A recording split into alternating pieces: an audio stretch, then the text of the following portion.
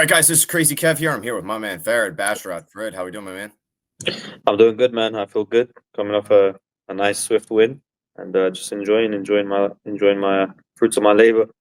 Yes, sir. So, talk to us a little bit more about that performance. What did you kind of think about that fight you just had?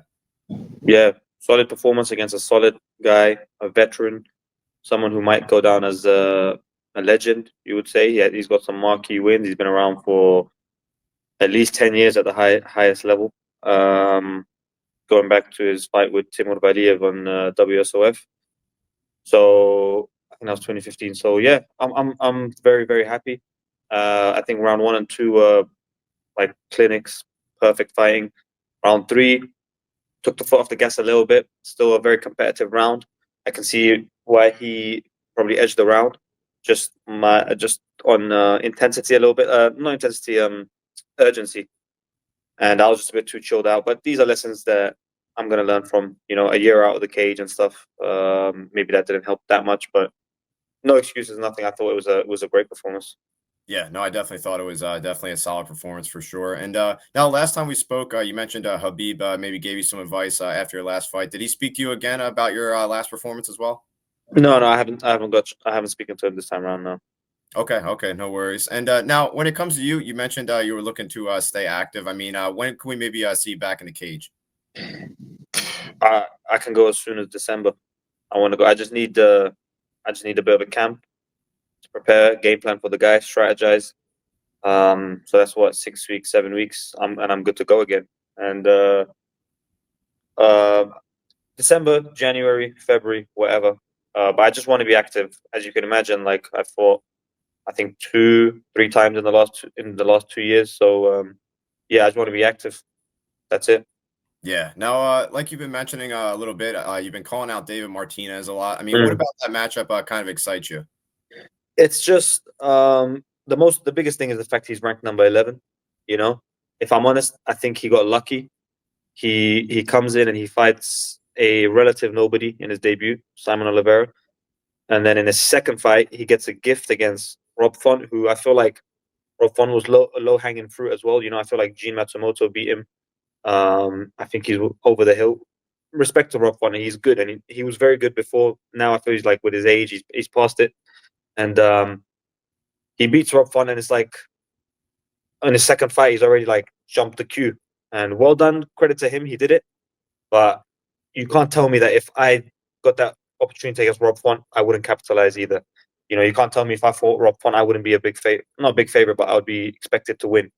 I feel like a lot of these guys who are ranked above me, um, they are only ranked up. They're not ranked above me because they're better than me. They're ranked above me because they got their chance.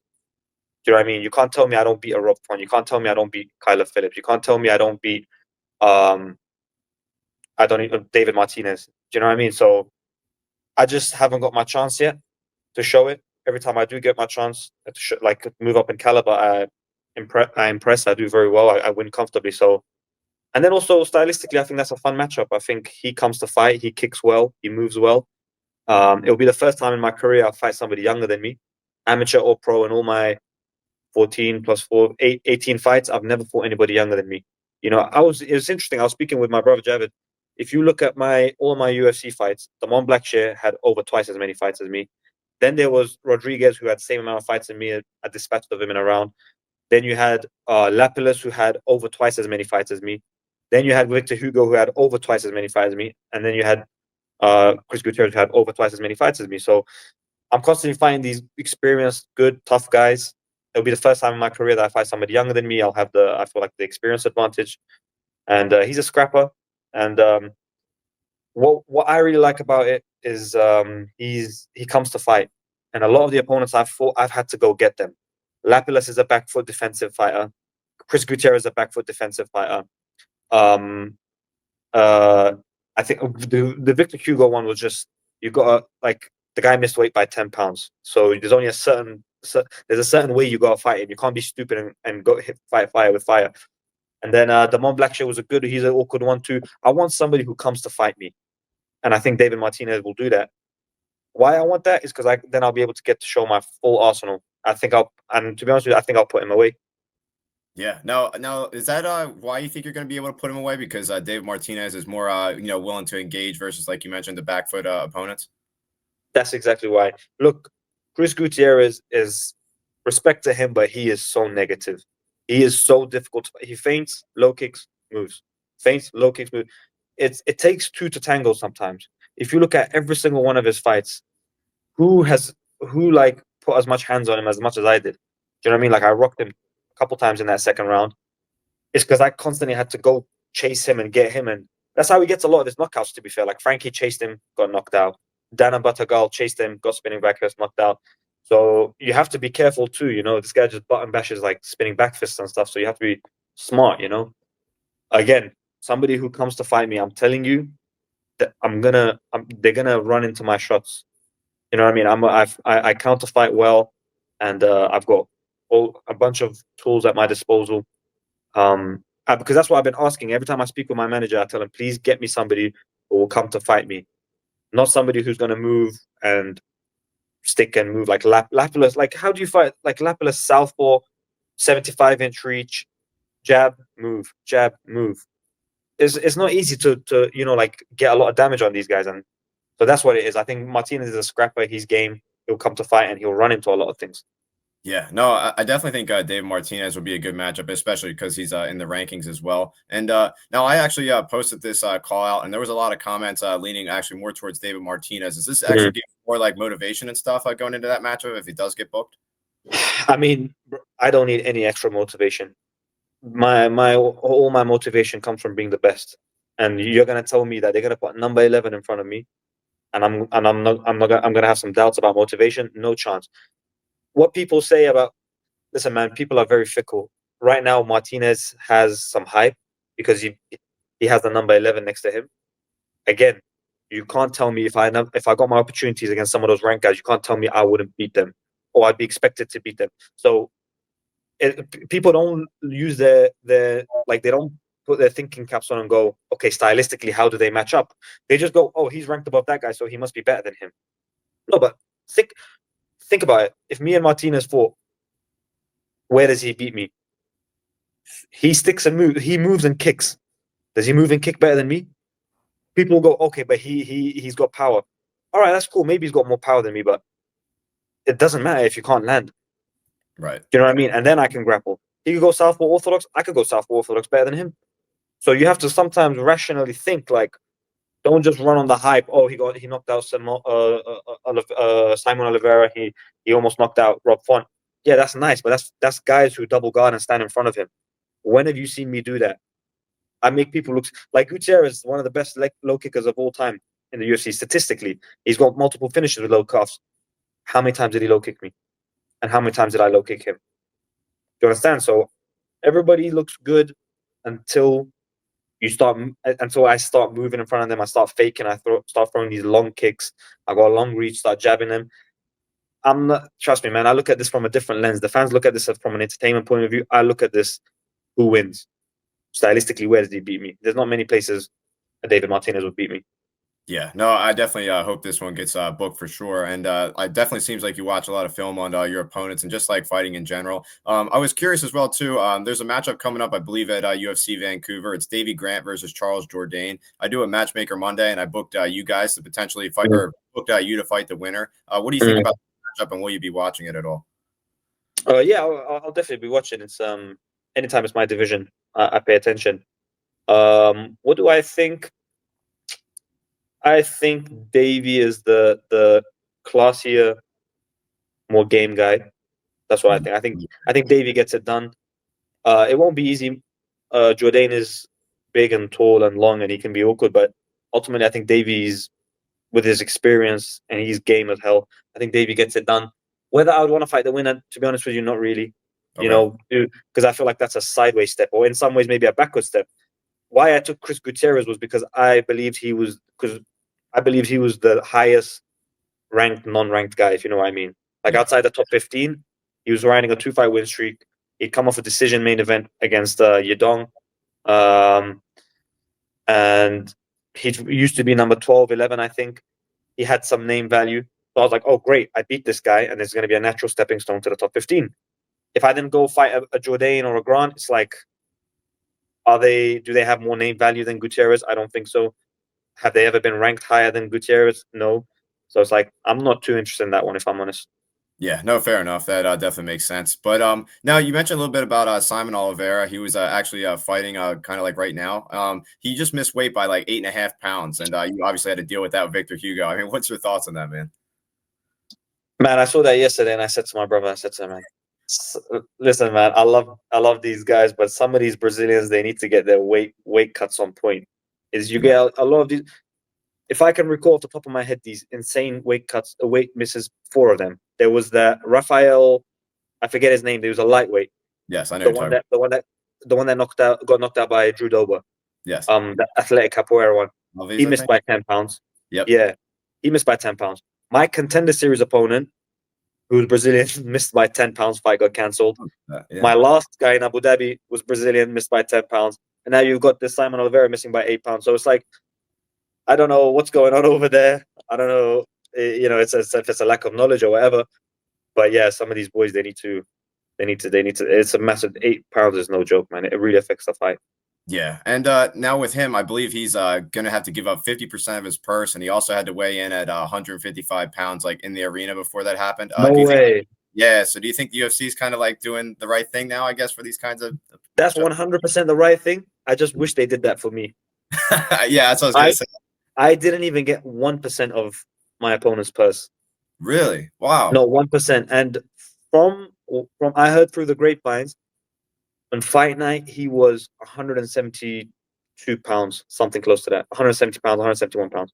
That's insane. Wow. That's Okay. ridiculous. That was more than Ilya and Max, because they do the behind the scenes Yeah. weights, fight day weights. I think Ilya was 169, Max was 170 or 168, and my opponent was 171. Wow. But you didn't get any So extra bonus from that as well when he missed weight? no, no, because it was Abu Dhabi, and it Oh, was like 30 minutes till the deadline, and he was threatening to cancel the fight if I don't. Sean Shelby wasn't available. I think it was because of the time difference. It was like early morning. And then the UFC kind of just gave me an ultimatum where they were like, listen, you either take this fight at feather or we cancel the fight because the opponent's not willing to do anything else. And me being game and me being myself, I was like, all right, I'll beat this guy up, whatever. Not the smartest thing in hindsight, but it planned out. yeah. No, it definitely did. Wow, that's insane. I didn't know that, but yeah, I definitely think the UFC is kind of doing the right things with that. But now another thing I was curious as well too, man. I mean, you were teaming up not too long ago with I believe it was the Future for Orphans as well organization. I mean, talk us That's a little right. bit more about that as well. Yeah, the Future for Orphans. It's a family run charity. I personally know the family, really good family. They started out, I believe, 2 years ago with 4 orphans in Afghanistan. They've now got 140 orphans, which is amazing. And they take care of these orphans through everyone's generous donations. And what they want to do now is they want to build a school for these orphans.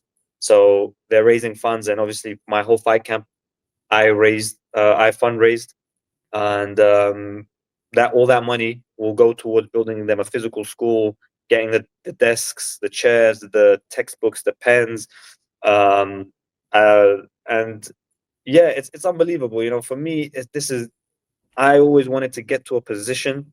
I always wanted to get to a status and a platform where I could do these kind of things. I could utilize it for good. Um, because for us, like, God is great. We've been blessed with a good life. We've got nothing to complain about. But for these kids, it's really real. Like the decades of war that country's been through, they're orphans. I don't think anybody deserves more of our time and generosity and our care and our resources than orphans. Because they're just kids and no parents, nothing. And why I'm so passionate about it, because we can really make a difference. And I'm not just saying that. Like, I see the money that goes, because I'm tied into it. I constantly check up on them and stuff, like get videos and stuff.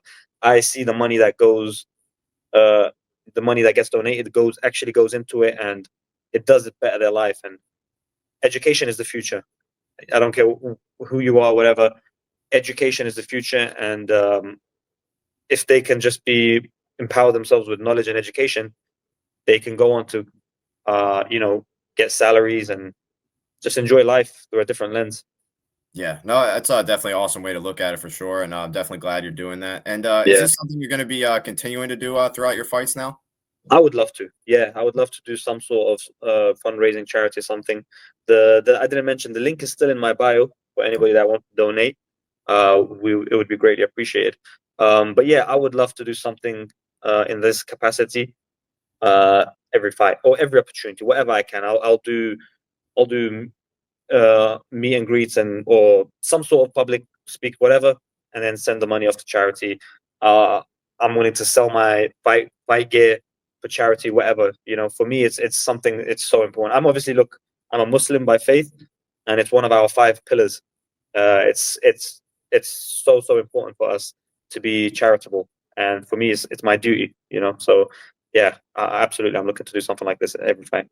Yeah, no, that's definitely incredible, man. I'm definitely glad you're doing that. And whenever you kind of have more stuff with it, I'm more than happy to try and promote it and whatnot on my page as well. That would definitely Amazing. Thank you. yeah, no problem. And now, when it comes to your fights, man, I mean, you've been on the card with Alex Pereira now. You've also been on a card with Ilya Taporia. I mean, what is that kind of like to experience being on the cards with like two of the biggest stars in the sport? Yeah, look, debut was on John Jones card. That's it. Do you know what Yeah, I mean? Debut yeah, was on the John Jones card. Taporia, Max, Hamzat. My brothers like fought on the Islam, Volk, Kamaru, Chimaev. So like, I felt, even though I didn't fight, but I was a part of it properly. It feels good, man. Honestly, it feels good to be around these people because for one, it shows you like it's within grasp. You're not too far, and secondly, yeah, it's kind of inspiring. Like John Jones, I watched him since I was like 10 years old or whatever. All these guys, these are legends, and it motivates me, to be honest with you. yeah. No, it definitely should, man. And like you said, it's not too far out of reach. I mean, how far could it maybe be until you kind of reach the title one day or that top five? Um, Realistically speaking, look, Marab seems to be doing a great job, and he's beating people. And sooner or later, they're going to need new blood. And there's a bunch of guys up there who are soon retiring. Aldo just retired. Cruz just retired. Cejudo's not too far. Dillashaw just retired. Figueiredo's not too far. He's 38. Um, you get the drift, right? There's space. There's room for new blood. So um, let's look at it. Look, I'm 5 fight win streak. I think I have the third best longest win streak in bantamweight right now, or maybe fourth, behind Merab, Batista. Yeah, I'm third. So I think 5 fight win streak. I think, look, if I get another 2 or 3, they got to start putting my name in the mix. You know what I mean? And if you look at my fights, every single one of them, I'm an insane favorite. Like against Chris Gutierrez, I was minus 500. I'm not a gambling man, so I don't know exactly what that means, but I know that's ridiculous. That's not ridiculous, but that's a big favorite. Okay. Because again, and every single fight is something similar. Against Damon, my debut, I was minus 300. Lapilus, I was minus 250. The Victor Hugo one, even after he missed weight, I was minus 700. And this guy hadn't lost in 10 years. So what that shows to me is the fans and the people watching, they know how good I am. Because Gutierrez is no slouch, Lapilus is no slouch, and if I'm going into these fights and people are thinking, "Oh, that's a straightforward fight for Farid," then that shows to me people have very high expectations of me. So sooner or later, look, let's say I get a Martinez or a Font, 11, 12, or Kyler Phillips, whoever, then I'm going to be ranked. Then I'm looking at top 10. Then I'm looking at around 6, 5, 4, and then it's a number one contender maybe. So 3 or 4 fights, and I'm right there, I think. Yeah, no, I definitely think that's a realistic timeline, and yeah, you're definitely the favorite. I was checking that out earlier. It seems like you've been the favorite in every single one of your UFC fights. So Yeah. yeah, definitely doing what you're doing. And now, when it comes to Merab, I mean, how do you kind of beat a guy like Merab? Um, Merab right now is on top. He's feeling himself. He's very good. It's obviously going to take somebody who also has a good gas tank, somebody who is well rounded, can defend the takedowns, or at least most of them, and has the striking to put damage on him and hurt him. I feel I have all those things. You know what I mean? So Omar came close. The Omar fight was he won the first 2, he lost the last 2, and third was a close one. Whichever way you have it, most people had it for Merab. So Omar came close.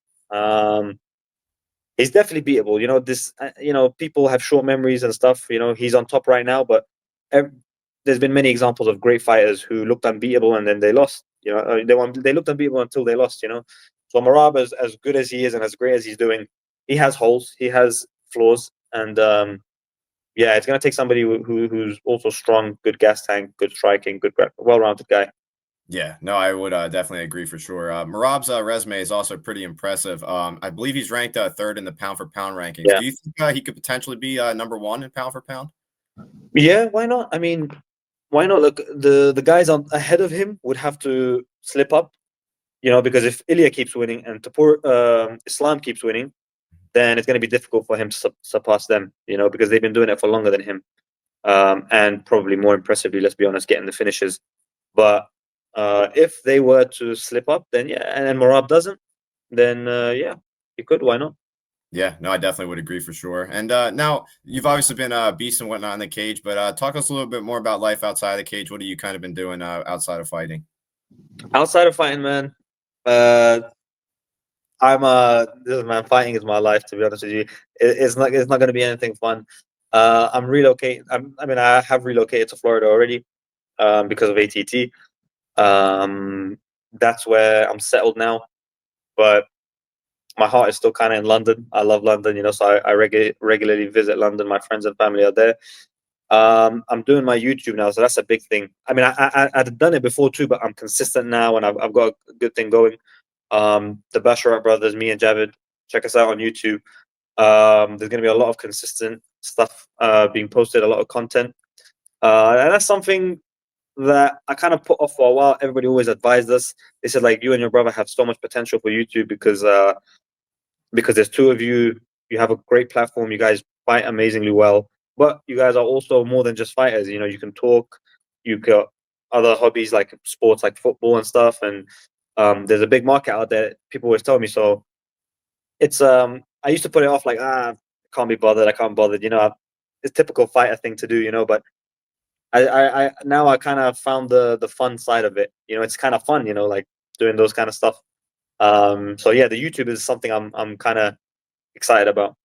Good man. That's definitely funny you brought up the YouTube because I believe in our last interview I had mentioned if you were going to bring it back. So I'm glad you're posting on Ah, it. nice, So nice, nice. See, that's your subconsciously you're putting it in my brain. All those little combos, all those reminders. I like that. yeah, man. Yeah, no, it's definitely awesome, man. Keep up the good work there. And now you mentioned a little bit about training. I mean, who are maybe some of the training partners that were maybe helping you for your last camp, or maybe just helping you in general? Yeah, my last camp in particular was Adriano Moraes. He was very helpful. My brother, of course, Javid. He was number one guy. Abbas Abbasov, Danny Sabatello. Um, I worked with Bekzat Almakhan, Kazakh fighter in the UFC. He's fighting Alexander Topuria.